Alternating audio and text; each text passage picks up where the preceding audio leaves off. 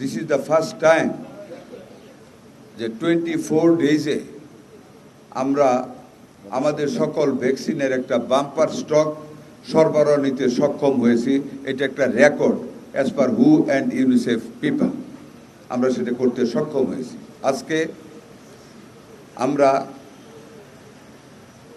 আমাদের স্বাস্থ্য মন্ত্রণালয়ের সচিব, আমাদের মাননীয় প্রধানমন্ত্রীর সহকারী উপদেষ্টা স্বাস্থ্য বিষয়ক ডক্টর জিয়া হায়দার, আমাদের ডিজি হেলথ, অন্যান্য কর্মকর্তা সহ আমরা এইমাত্র কার্গো থেকে আমাদের টোটাল যে লটটা আমরা রিসিভ করেছি হাম ভ্যাকসিনের 15 লাখ ডোজ, আমরা 1 ফর ইচ পারসন 15 লক্ষ ডোজ আমরা একসাথে এইমাত্র রিসিভ করলাম।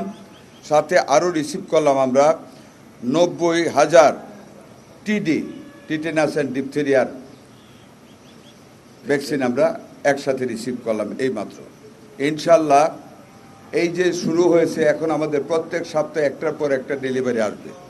আগামী 10 মে আমরা 1,08,00,000 dose MR, TD, BCG, TCB, BOPB and penta vaccine দেশে পৌঁছবে এবং সরবরাহ ব্যবস্থা সম্পন্ন হবে।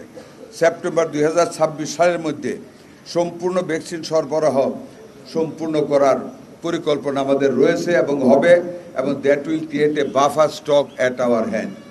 সুতরাং এই মুহূর্তে আপনাদেরকে আমরা দৃঢ়তার সাথে বলি, ইনশাল্লাহ আমাদের ভ্যাকসিনের কোনো রকম ঘাটতি নেই, স্টক ঘাটতি পড়ার কোনো সম্ভাবনা নেই। আমরা UNICEF, world health organisation, Gavi এবং গ্লোবাল হেলথ ফান্ডকে আমরা আমাদের সরকারের পক্ষ থেকে আমরা ধন্যবাদ জানাচ্ছি।